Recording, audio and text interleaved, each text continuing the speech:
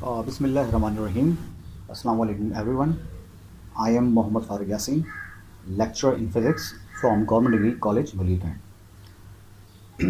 आज हम बात करेंगे second year physics chapter number 19 nuclear physics. इसका एक बहुत इम्पॉर्टेंट टॉपिक है न्यूक्लियर रिएक्टर। ठीक है, तो आज मैंने न्यूक्लियर रिएक्टर डिस्कस करना है। अच्छा जी, तो न्यूक्लियर रिएक्टर है क्या? जी, न्यूक्लियर रिएक्टर है क्या? It is a device to produce atomic energy for industrial and other useful purpose. ये एक ऐसी डिवाइस है जो बेसिकली एटॉमिक एनर्जी प्रोड्यूस करती है। फिर बाद में इस एटॉमिक एनर्जी को हम किसी भी पर्पस के तौर पे यूज़ कर सकते हैं। For example normally nuclear reactor जो KANUPP Karachi electrical nuclear power plant Karachi में काम कर रहा है, तो वहाँ पे बेसिकली इस एटॉमिक एनर्जी को आप कन्वर्ट करते हैं इलेक्ट्रिकल एनर्जी में, क्योंकि आप law of conservation of energy पढ़ के आ चुके हैं। एनर्जी को हम एक फॉर्म से किसी दूसरी फॉर्म में बआसानी कन्वर्ट कर सकते हैं। तो न्यूक्लियर रिएक्टर बेसिकली क्या है? It is a device to produce atomic energy for industrial and other useful purpose. Principle, it is based upon the control fission chain reaction। मैं अपने पिछले लेक्चर में फिजन चेन रिएक्शन ब्रीफ कर चुका हूँ, but यहाँ वर्ड आ रहा है कंट्रोल, यानी कि हम फिजन चेन रिएक्शन को कंट्रोल कर सकते हैं। प्रीवियस लेक्चर में मैंने पढ़ा था फिजन चेन रिएक्शन अगर एटॉमिक बॉम्ब में यूज़ किया जाए तो ये अनकंट्रोलेबल होता है, बट न्यूक्लियर रिएक्टर में जो फिजन चेन रिएक्शन होता है वो क्या होता है? कंट्रोलेबल होता है। So it is based upon the control fission chain reaction. ठीक है, इंपॉर्टेंट फीचर्स। अब इस न्यूक्लियर रिएक्टर की फॉर्मेशन के लिए, बनाने के लिए या कंस्ट्रक्ट करने के लिए आपको जो बेसिक रिक्वायरमेंट है उसमें टॉप ऑफ द लिस्ट अगर आप देखें तो उसमें आपके पास लिखा हुआ है। ठीक है, फ्यूल क्या है?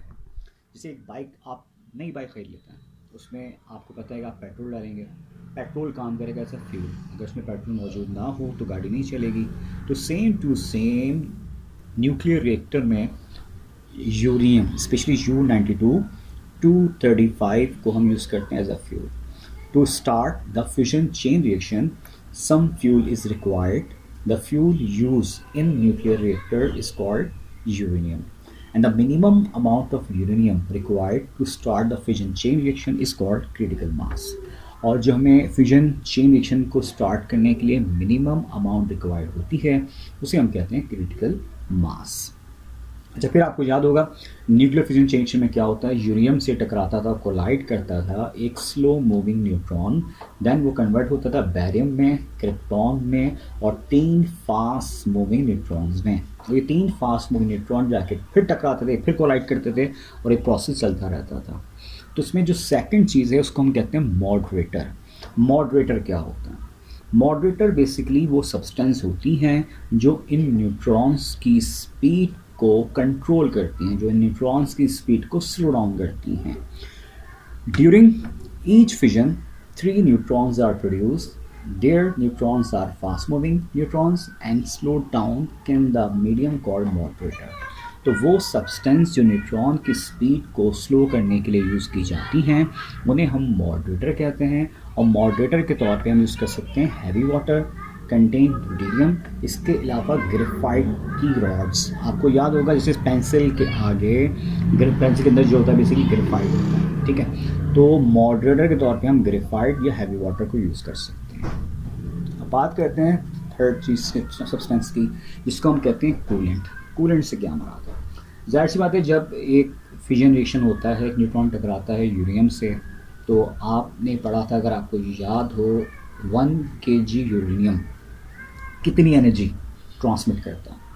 1 kg uranium equal to 3 multiply by 10⁶ kg coal, यानी कि 3 × 10⁶ kg कोयला आप जलाते हो, उससे जो एनर्जी इमिट होती है वो एनर्जी आप 1 kg यूरेनियम से बआसानी हासिल कर सकते हैं। तो सोचें कि ये रिएक्टर कितना हार्मफुल भी हो सकता है आपके लिए। खैर, a huge amount of heat is produce in a reactor core as a result of fission taking place in the nuclear fuel.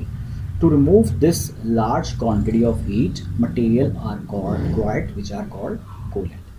यदि एक फ्यूजन रिएक्शन के बाद आपने पढ़ा था एक न्यूट्रॉन जब टकराया यूरेनियम से, उसमें कन्वर्ट हुआ neutron, barium, krypton, 3 fast moving neutron और हाईली अमाउंट ऑफ एनर्जी।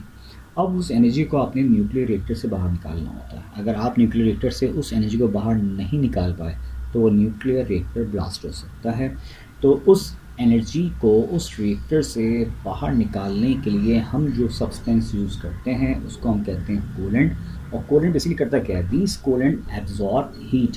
ये कूलेंट क्या करता है, हीट एब्जॉर्ब करता है and transfer it to outside the core, और आउटसाइड द कोर ट्रांसफर कर देता है। The materials commonly used as coolant are light water, heavy water, liquid metals such as sodium or sodium potassium alloys or mercury.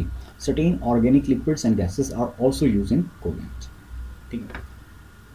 अब हो ही सकता है कि for example nuclear reactor के अंदर कंट्रोल फिजन चेन रिएक्शन चल रहा हो, वहाँ पे आपने मॉडरेटर भी यूज़ किया न्यूट्रॉन की स्पीड को स्लो डाउन करने के लिए, हमने कूलेंट भी यूज़ किया, बट उसके बावजूद भी सिस्टम अब आके कंट्रोल नहीं हो पा रहा। मिसाल मैं आपको मिसाल देता हूँ, खुदा ना खासा कहीं ना कहीं कोई दो लोगों में खड्डा वड्डा हो जाता है, लड़ाई हो जाती है, मार हो जाती है, तो आसपास के लोग आते हैं, उनको छुटवाने की कोशिश करते हैं। ठीक है, वो थोड़ा सा जो लोग हैं वो रजिस्ट कर रहे होते हैं। जब वो रजिस्ट कर रहे होते हैं तो बेसिकली वो ऐसा काम करें मॉडरेटर, ठीक है, उनकी स्पीड को क्या करें, स्लो करें। ठीक है, बट लेट्स सपोज 2 बंदे के कंट्रोल में नहीं आ रहे, किसी ने क्या किया भाई, अब जनाब पुलिस को फ़ोन कर दिया, अब पुलिस आती है, उन 2 बंदों को पकड़ के ले जाती है। अब जहाँ जो पुलिस है वो एक्चुअली काम करेगी एज अ कंट्रोल रॉड्स, और जो लोग थे वो काम कर रहे थे एज अ मॉडरेटर, वो उनकी स्पीड को, उस झगड़े को स्लो कर रहे थे। मगर पुलिस ने आके पूरा झगड़ा ख़त्म कर दिया, उठा के पकड़ के लेके चले गए। तो सेम टू सेम जब स्लो मूविंग न्यूट्रॉन टकराता है यूरेनियम से, उससे निकलता है बेरियम, क्रिप्टॉन और 3 फास्ट मूविंग न्यूट्रॉन। तो हम उन 3 फास्ट मूविंग न्यूट्रॉन की जब स्पीड को स्लो करते हैं तो रिएक्शन कंट्रोल हो जाता है। बट फिर भी स्लो होने के बावजूद भी सिस्टम आपके कंट्रोल में नहीं है, तो अब हम क्या करते हैं, उस रिएक्टर के ओर के अंदर कंट्रोल रॉड्स को इन करते हैं। ये कंट्रोल रॉड्स क्या करती हैं, उन न्यूट्रॉन को एब्जॉर्ब कर लेती हैं। तो बोरॉन और कैडमियम की रॉड्स होती हैं जो न्यूक्लियर रिएक्टर के अंदर एज अ कंट्रोल रॉड्स काम करती हैं। ठीक है, अब यहाँ मैं आपको एक छोटी सी वीडियो दिखाना चाह रहा हूँ न्यूक्लियर रिएक्टर के मुनासबत से। ये पूरी आपको न्यूक्लियर रिएक्टर की कोर दिखाई देगी। बेसिकली ये जो आपके पास है ना, पूरा का आपका न्यूक्लियर रिएक्टर, सही है। अब ये क्या आपको दिखा रहे हैं कि ट्रेडिशनल फॉसिल फ्यूल आपके पास मौजूद है। ठीक है, तो a nuclear reactor is a source of instant heat which is used for generation of power in nuclear power station। ठीक है, तो खैर फर्नेस इन अ स्टीम जनरेटर आपके पास होते हैं, फिलहाल यहाँ पे आपके पास एक स्टीम जनरेटर कह सकते हैं इसको आप। खैर ये जो आपके पास दिखाई दे रही है कोर, इस कोर के अंदर फ्यूल एलिमेंट होगा, मॉडरेटर होगा, कंट्रोल रॉड्स होंगे। अब कैसे होंगे दिखाती है, फ्यूल एलिमेंट्स जो आपको दिखाई दे रहे हैं ब्राउन कलर की स्ट्रिप्स हैं, ब्राउन कलर की स्ट्रिप्स हैं। तो बेसिकली ये रॉड्स की फॉर्म में ब्राउन कलर की जो स्ट्रिप हैं ये आपके पास फिजनेबल न्यूक्लियाई यानी कि U92-235 आपके पास मौजूद है, और रॉड्स की फॉर्म में जो काम करेगी एज अ फ्यूल। हमने पढ़ा था कि न्यूक्लिएटर में फ्यूल के तौर पे U92-235 यानी यूरेनियम को हम यूज़ करते हैं। ठीक है, और इसकी एक सर्टेन अमाउंट रिक्वायर्ड होती है फिजन चेन रिएक्शन को स्टार्ट करने के लिए, जिसको हम क्या कहते हैं, उसे हम कहते हैं क्रिटिकल मास। अब यहाँ पे दिखाई दे रहा है मॉडरेटर। मॉडरेटर के तौर पे यहाँ पे यूज़ करेंगे हम ये हैवी वाटर जो दिख रहा है आपको, ये एज अ मॉडरेटर काम करेगा। इसके अलावा अगर आपको याद हो, मैं कहता है ग्रेफाइट की रॉड्स भी होती है, लेकिन न्यूट्रॉन यहाँ पे टकरा रहे हैं, इंक्लूजन हो रहा है, तो नंबर ऑफ न्यूट्रॉन बढ़ रहा है। ये आपके पास thermal neutron 0.04 electron volt energy अब जाके टकराएगा जैसे यूरेनियम से, जिससे 3 फास्ट मूविंग न्यूट्रॉन इमिट होते हैं। और ये प्रोसेस रुकता नहीं है, आपको पता होगा, ये प्रोसेस चलता रहता है और हर फ्यूजन में 1 mega electron volt energy produce हो रही होती है। ठीक है ना, अब ये 3 फास्ट मूविंग न्यूट्रॉन जाके फिर टकराते हैं। देखिए 1 से 3, 3 से 9, 9 से 27, ये प्रोसेस आपके पास चलता रहेगा।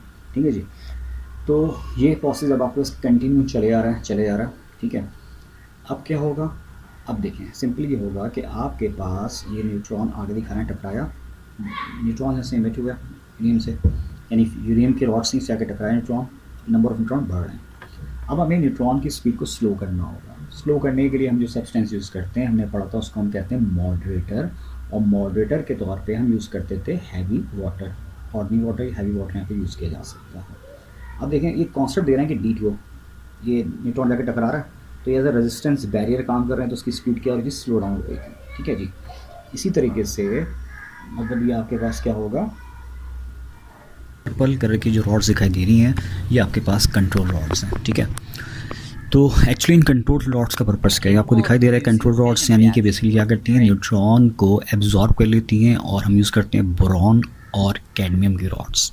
मैंने अभी प्रीवियसली आपको पढ़ा रहा था कि जब मॉडरेटर की मदद से न्यूट्रॉन की स्पीड को आप स्लो करते हो, उसे फिर भी कंट्रोल ना कर पा रहे हो, तो हम सिस्टम के अंदर कंट्रोल रॉड्स को इन कर देते हैं। ये कंट्रोल रॉड्स इन न्यूट्रॉन को एब्जॉर्ब कर लेती हैं, और ये प्रोसेस काफ़ी हद तक कंट्रोल हो जाता है। दैट्स वाई इसको हम कंट्रोल फिजन चेन रिएक्शन कहते हैं। अभी डायग्राम में आपको दिखाई दे रहा है, दैट्स एनर्जी बन रही है, तो एनर्जी बेसिकली अभी मूव कर रही है कोर से टूवर्ड्स कहाँ, बॉयलर में। बॉयलर के अंदर, ठीक है, जिसको हम हीट एक्सचेंजर भी कह रहे हैं, बॉयलर के अंदर मौजूद हो सकता है कोलेंट, और कोलेंट के तौर पे अगर आपको याद हो हमने पढ़ा था हैवी वाटर भी यूज़ कर सकते हैं, और डिफरेंट अलॉयज़ भी थी। ठीक है, आगे आपके पास सिंपल ये देख रहा डायग्राम के अंदर आपके पास ये यहाँ से ठंडे पानी में जब फॉर पानी में जाएगी तो वहाँ से स्टीम बनेगी, वो स्टीम ऊपर पाइप से बाहर निकल के सिंपली आगे चैप्टर 4 का टॉपिक AC जनरेटर। ठीक है, वो लेट्स सपोज आपने जनरेटर कनेक्ट किया हुआ है तो उसका टरबाइन मूव करना शुरू कर देगा। फिर आपके पास चैप्टर 4 में टॉपिक था कि जब भी कोई कॉइल किसी मैग्नेटिक फील्ड में पैदा मूव करती थी उसमें इंड्यूस में पैदा होती थी। ठीक है जी, तो सेम टू सेम ये प्रोसेस इस तरीके से यहाँ पे आके एंड होता है। Thank you very much.